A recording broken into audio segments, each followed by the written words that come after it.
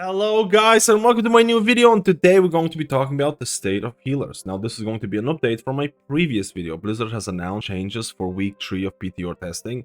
Again, I have been testing the last week. I've been testing the new dungeons. I haven't been testing as much as I would like to because I was testing the new dungeons, learning the new mechanics. I didn't get to test as much as I wanted to, but we're gonna go through the healer changes. Again, these healer changes were not testable when I was doing a lot of my dungeon runs. We're going to talk about the implications, what it means, whether it's good or bad. And again, if you like this video, if you want to see more updates like these, like and subscribe. Let's go and get started. And let's go and get started with Restoration Druid. Now, I didn't do any testing for Resto Druid this week because you saw what Blizzard did. I basically was waiting for this change in terms of mastery. Mastery harmony effectiveness increased by 12% and its scaling rate has been adjusted. And I was waiting for this because you'll see the graph right here. This was provided by Volk from the Druid Discord. I included a very similar graph like this on my previous videos, and I talked about the fact that the new mastery, which you can see here in red, the new mastery, the scaling was atrociously bad, and it penalized you when you had bunch of HOTS on people versus your old mastery, and it just made absolutely zero sense. The tuning was completely off. So this is the new mastery. That's the yellow line. And you can see here, it's basically a buff to Resto Druids outside of certain situations where you're going to have a lot of HOTS on a person. So straight away, this is a buff to Resto Druids, especially if you're a mastery heavy Resto Druid. And I think most of the Druids out there are going to be extremely happy about this. I can't wait to test Resto Druid this week because the changes are there. The changes are implemented. I want to see how Resto Druid feels. There has been some changes in terms of the damage in the previous week that I need to kind of mess around with, and can't wait to test this. Let me know how I feel about this, and overall buff the Resto Druids. And now let's talk about Preservation Evoker, and I did get to play around with Preservation a little bit in terms of testing these that were within dungeons, and there's been a lot of bugs that have been fixed because on my initial testing, Preservation Evoker had a lot of issues, a lot of bugs. Some bugs would increase your HPS, some would decrease your HPS, so I didn't know where Preservation was standing. And one of the big issues was also the tier set, because the tier set was just whatever. It was awkward. It was relatively awkward to play. But right now, the 4-set bonus works with Echoed Verdant Embraces. Every Preservation Evoker reading this is in joy right now.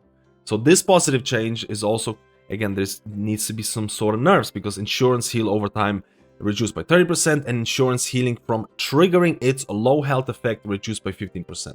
So let's talk about how it works. So you can see my Preservation Evoker right here. Previously, I would have to Verdant Embrace somebody, and that would apply insurance on me and the target that I Verdant Embraced.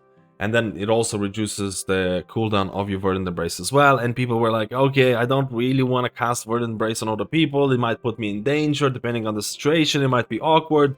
And now you can just apply echoes on people and just Verdant Embrace yourself, and you can see the green. This is the insurance that is being procced. So a lot of people are going to really like this change. We'll have to see about the numbers. I'm not talking about the tuning right now because that can change, but the intent, the gameplay, I think it's a vast improvement. Let me know how you feel. And in terms of other changes, Emerald Blossoms may no longer be echoed. So you can see here, Emerald Blossom has historically triggered Echo for consistency reasons, but this has made it difficult to weave these spells together effectively. We're updating Echo to no longer trigger from Emerald Blossoms, so players who want to make use of Emerald Blossoms can do so without wasting any active Echoes. Now, the last time I played my Preservation Evoker in terms of Emerald Blossoms build was in Season 2 of Dragonflight, and there is quite a few moments where you might end up wasting your Echoes because you press Emerald Blossoms and like, oh, everything's gone. And this is, again, I think a lot of Preservation Evokers are reading this and they're really happy with the changes here, with the quality of life improvements, a lot of possible build changes and the testing needed. Very, very interesting. And now let's talk about Mistweaver Monk. It's one of those healers that I did get to test this week as well. Again, I was messing around. Keep in mind, I wasn't doing really high keys this week. I was learning dungeons. I didn't get to test this week as much as I wanted to because I was away for most of it. Mistweaver Monk still felt really nice. If you look at previous changes, they were messing around with Jade Empowerment for quite a while.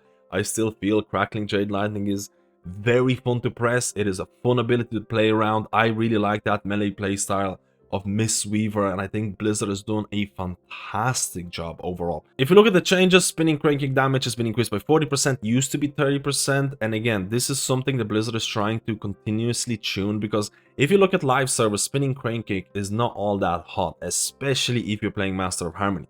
So I think Blizzard is trying to make this at least a bigger portion of your rotation. They're tuning this accordingly, which I think is fine. They're fixing a lot of bugs and things like that. Conduit of Celestial conduit damage increased by 30%. I think last week it was increased by like 225%. They're trying to increase the damage of some of the hero builds that maybe not be known for damage. Again, a lot of people are playing Mistweaver Monk. They might be playing Master of Harmony. I prefer, or I really like Master of Harmony. I really like those charges or extra charges for Thunder Focus D. I like the damage that it provides, and I think Blizzard is trying to kind of increase the damage of your Conduit of Celestial to, again, give you more options. August Dynasty no longer has a proc. Cooldown used to be 8 seconds. Master of Harmony, overwhelming force damage decreased to 5%. Used to be 15. Overall, I think Mistweaver Monk is a very nice healer. I think it is performing really nicely. I tested it quite a bit this week. I tested it quite a bit last week. Overall, I think it is extremely fun, and I think it is extremely powerful still. And now let's talk about Holy Paladin now. I know in terms of this week, there isn't a whole lot of changes, but I do want to talk about last week's changes and talk about my testing. I did get to play around Holy Paladin a bit now. I was mainly testing the dungeon mechanics. I wasn't doing really high keys. I talked about this throughout the video, but there has been some substantial changes to Holy Paladin last week. They did increase Holy Shock healing. They did increase Holy Shock damage.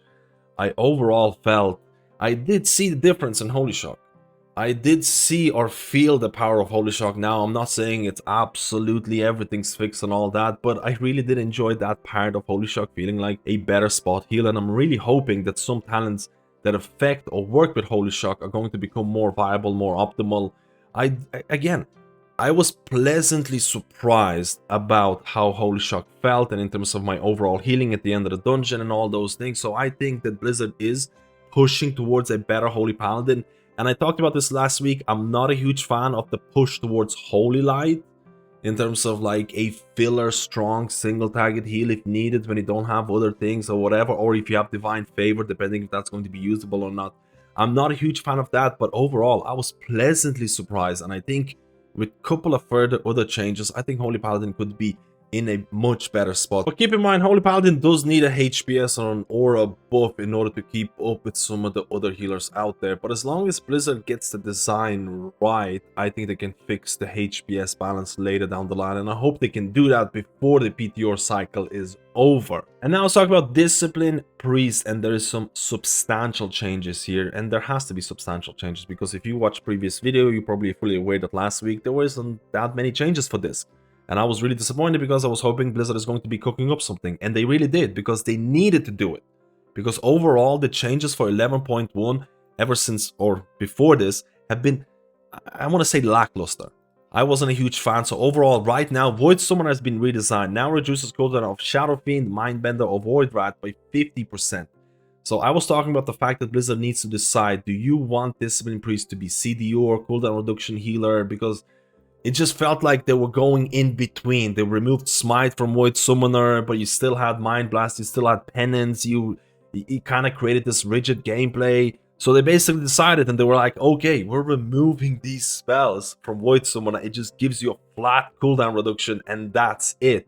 And I actually think overall this is going to create a more positive gameplay. Besides that, Priest may now slowly move during Ultimate Penitence and can control their landing upon finishing the channel. Again, another quality of life improvement, because a lot of people just really didn't like how Ultimate Penitence still places you in danger. Evangelism healing has been increased by 40%. Pain and Suffering now increases the duration of Shadow Word Pain by 2 seconds per talent point invested. Shadow Word Pain damage is increased by 15%. Again, we kind of did talk about the dot power and things like that of Discipline Priest, and there definitely needed to be further tuning. Divine Procession, so this used to be like your tier set back in Dragonflight days.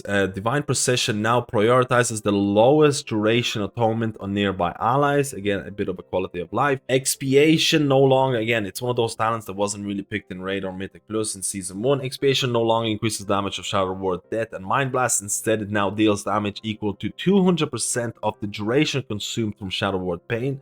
Again, something that I really want to test out. And these are very interesting changes here that I kind of want to showcase it a bit.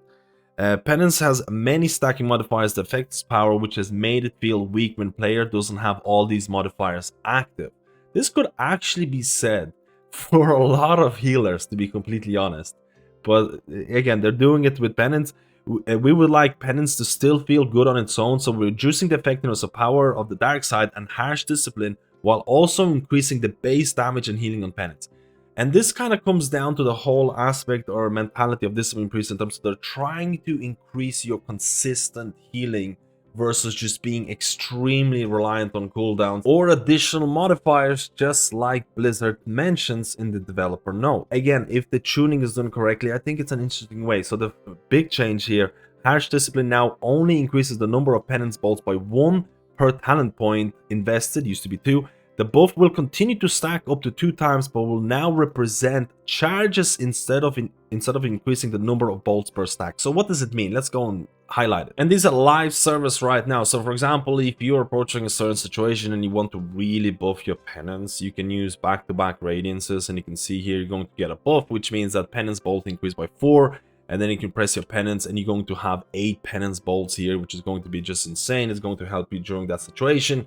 But that's your Harsh Discipline gone. So what does that look like on PTR? And this is PTR service, and let's say, for example, I'm going to use back-to-back radiances, and you can see the Harsh Discipline tooltip right here. Penance bolt is increased by 2, but you have 2 charges. So now I can press my penance. That's going to shoot out 6 bolts, but I still have another charge with another 6 bolt penance, but I can't really use it until I get my penance back. So once I get my penance back again, I can use it, and it depends on what you play, it depends on the situation. Let me know how you feel about this. And then you also have Power of the Dark Side increases the damage and healing of penance by 30% instead of 50%, and this was covered in developer notes, where penance has many stacking modifiers that affect its power. And then you'll see the cooldown of penance is now reduced by haste, and penance damage and healing is increased by 50%. So we talked about that continuous healing. We talked about the fact that because Void Summoner doesn't have penance in it in terms of CDR, you're probably more free about how you want to use your penance. I think this is a much better iteration of the changes for Discipline Priest than what they had on the initial week 1, because the initial week 1 changes were a little bit scary, and I think they're kind of going in the positive light, giving you more options in terms of how to use penance. The CDR, again, it really depends on the person. Some people really like that cooldown reduction play style where you want to weave in as many spells as possible, haste and all that. Let me know how I feel about this. Pretty massive changes. I'm overall happy, and I'm looking forward to testing. And now let's talk about Holy Priest. And there's quite a few nerfs in terms of Holy Priest. There's a buff to Prayer of Healing. There is some uncertainty about certain bugs. We'll talk about it. We'll also look at the PTR logs in terms of raid HPS that Holy Priest is providing. So first of all, Lightweaver now increases the healing of heal and Prayer of Healing by 18% instead of 25%. Trail of Light now replicates 25% of healing done to the previous target. It used to be 35%. Trail of Light, there is a bug on PTR for the longest time. Trail of Light has been inflating Holy Priest HPS by a significant amount, and I'm not sure if this bug is fixed. I need to check out the PTR a little bit more. I'll be doing more testing, but again, Holy Priest performance has been inflated because of this bug. We'll see if Blizzard is going to fix that, and if Blizzard is going to fix that bug, they also need to do further tuning. So this is why I think don't look at this week's changes alone. We'll have to look at how Blizzard is going to approach that. Again, there is no mention of the Trail of Light fix in the PTR notes right now, but we'll have to check out on PTR service. Dispersing Light now replicates 5% of healing done to 4 injured allies, used to be 6%. Prayer of Healing increased by 20%. Now this is something that Blizzard has been trying to do for a long time. They want to make Prayer of Healing more usable, to give you more choices, Holy Priest, when to use single target heals, when to use AoE. This buff doesn't seem to be significant enough yet. So this is what I mean by Holy Priest needs further tuning. They're trying to fix it because everyone knows, based on what they've been reading the patch notes for the last couple of weeks, Blizzard is trying to make Prayer of Healing usable. Is it going to be achieved by the end of the PTR cycle? I'm hoping. Eternal Sanctity now extends the duration of Apotheosis by 1 second, used to be 1.5. Let's look at the reasons or some of the rationale behind why Blizzard feels they need to tone down Holy Priest. Let's look at the logs. And what you see right now, this is basically HPS charts, or taking logs again from the testing, from the different bosses. You can see the heroic bosses and things like that, and it's done really well. I'm going to link in the description. I did include only logs with kills, so there might be not a lot of information, but you can see here in terms of the HPS, in terms of 90 percentile, in terms of average HPS, and for this boss specifically, Holy Priest is doing a lot of HPS. So you can see for most of the bosses out there, Holy Priest is going to be topping a lot of the kills.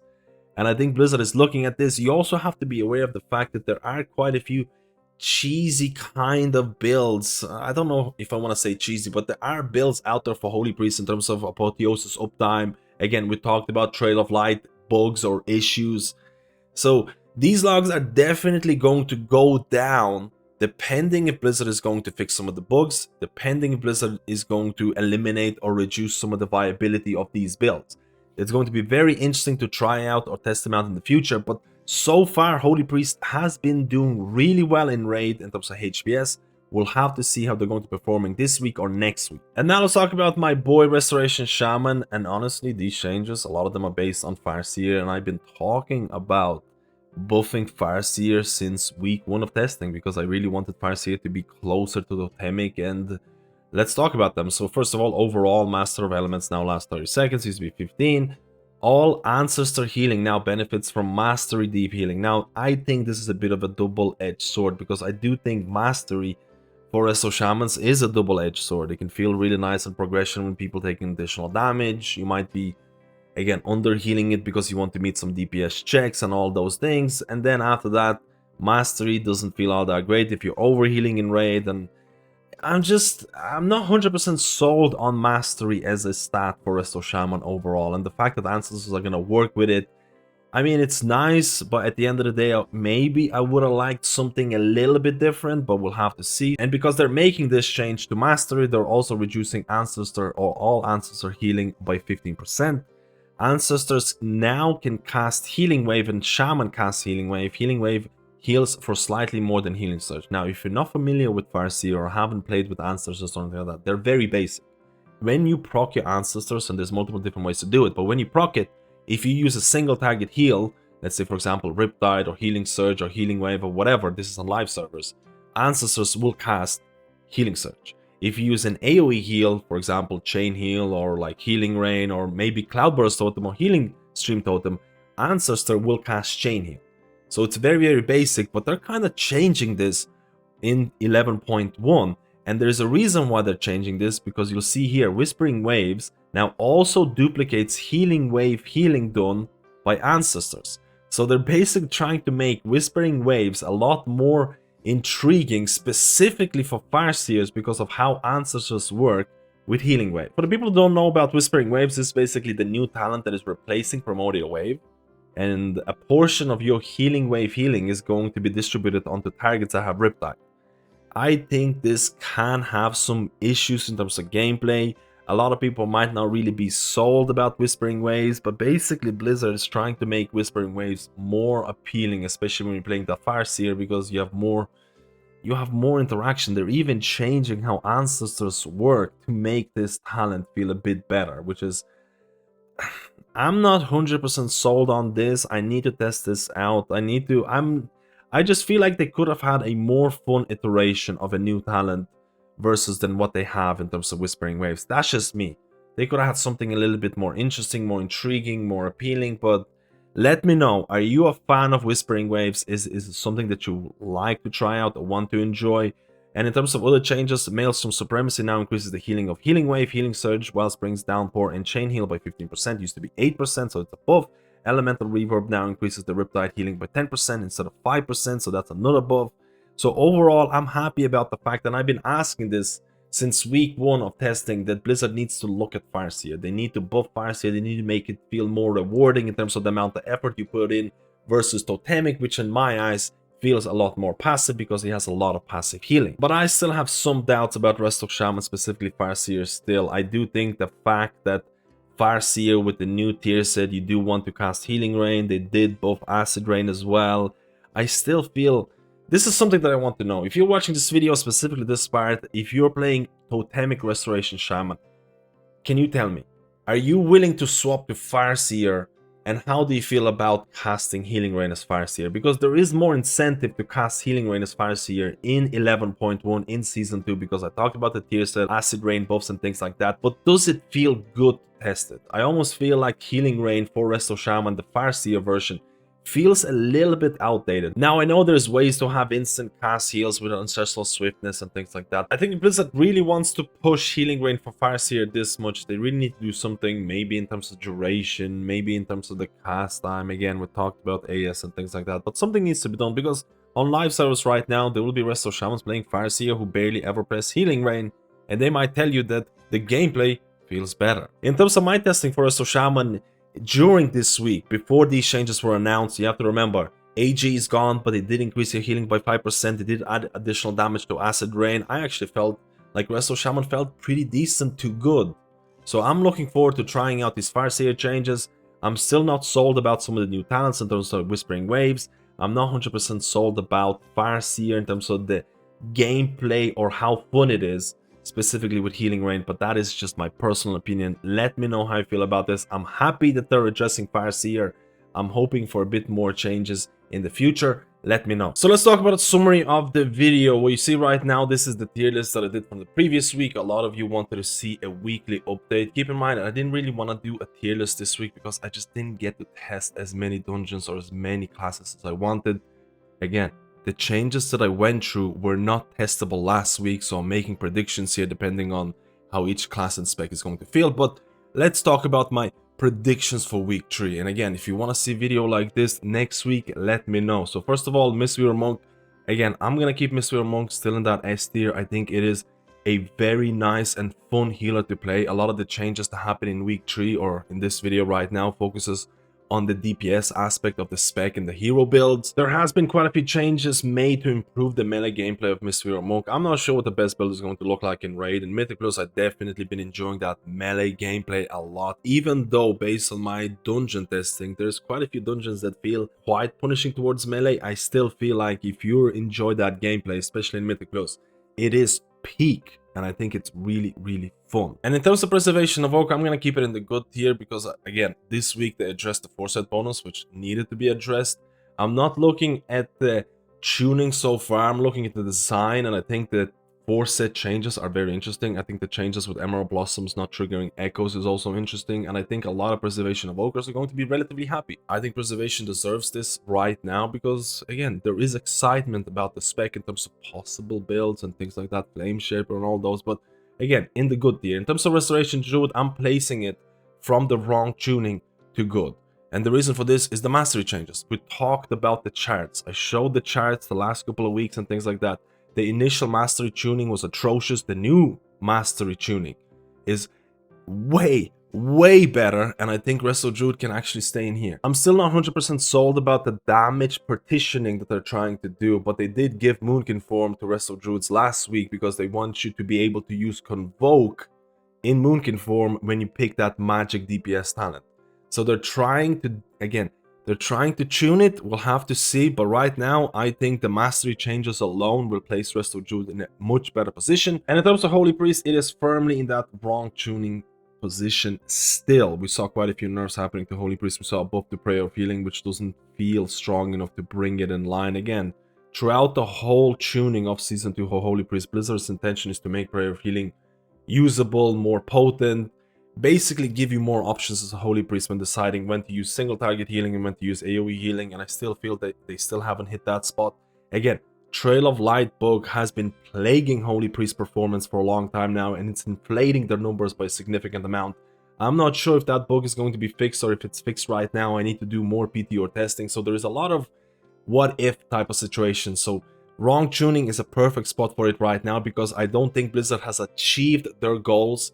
They're trying every single week, but hopefully they will get it by the end. And in terms of other healers, for Resto Shaman, and this is going to be a long one because I really did think long about this in terms of, are the changes, if you're Resto Shaman from Season 1 going to Season 2, are you going to be excited about it? Now, based on my testing this week, I actually felt like Resto Shaman, in terms of HPS, in terms of DPS, it probably was closer to that good section. I really do, because, again, they did remove AG, they did compensate or try to compensate for it with a 5% flat HPS increase. It did increase the damage of Acid Rain. So I was doing dungeons and I was feeling pretty comfortable doing these dungeons, healing and things like that. But overall, you have to think about this. Let's say you're a Resto Shaman playing Season 1 Totemic and you go into Season 2. What's changed? You lost AG, but you had a compensation buff for it. AV Ancestral Vigor now requires to have 2 points in order to match its potency versus Season 1, which a lot of people are not really happy about. You also got a bit of quality of life talents and things like that, but nothing really crazy when you think about this. And you also have a new tier set, but you also have to remember that losing Season 1 tier set, you're also losing a little bit of mana.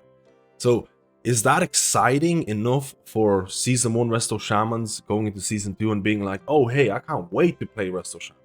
I don't think so.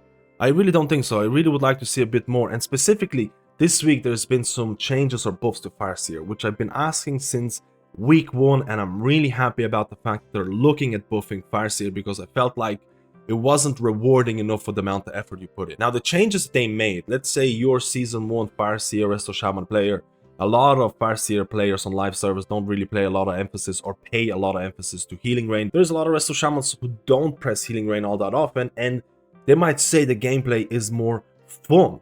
That's something to consider. Now, in Season 2 for Farseer, there's a lot of more emphasis on healing rain because your tier set works with healing rain. There's additional buffs to acid rain.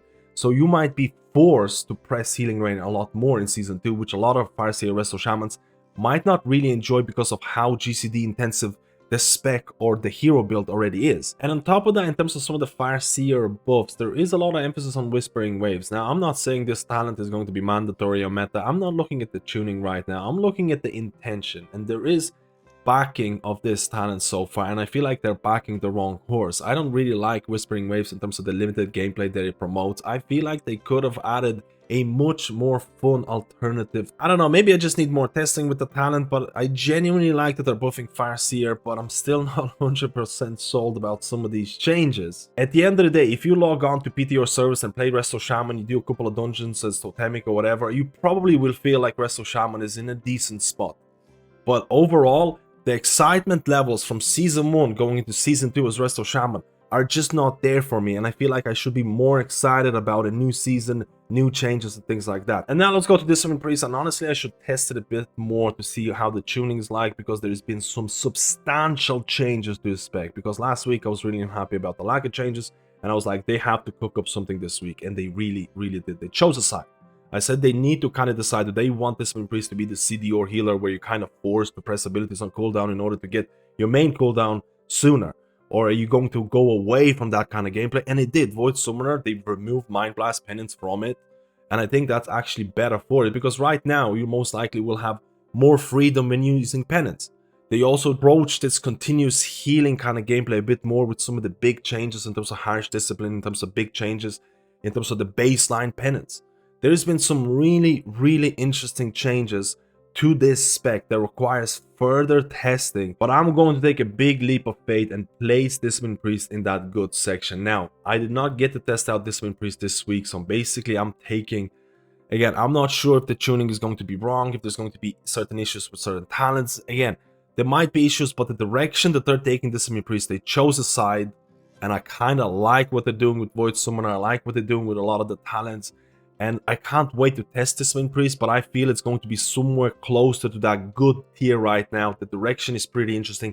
I really want to know your opinion about Discipline Priest so far, but I'm excited to test this spec. And in my eyes, it's the biggest leap that we saw so far. And lastly, let's talk about Holy Paladin. And what can I say? This week's changes, there isn't a whole lot, but I did get to try out Holy Paladin. I did get to try out last week's changes in terms of buffing, Holy Shock, in terms of healing, in terms of damage, a bunch of other things, but I was genuinely pleasantly surprised about the power of Holy Shock, about how much overall healing Holy Shock was doing at the end of the dungeon.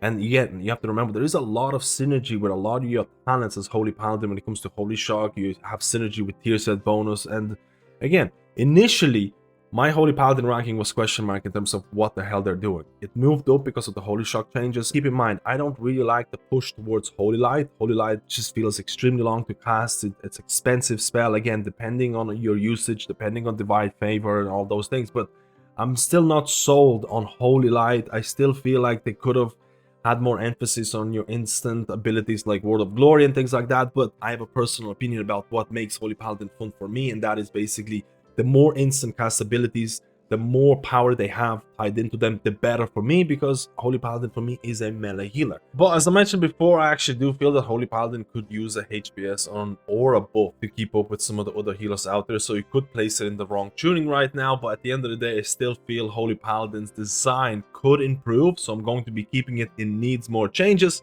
with the hopes of something happening next week or the following weeks in the PTR cycle. Let me know how you feel about this tier list. Let me know what your tier list will look like. Again, this is not a meta tier list. This is based on state of healers in terms of changes, in terms of how they feel based on my Mythic Plus testing.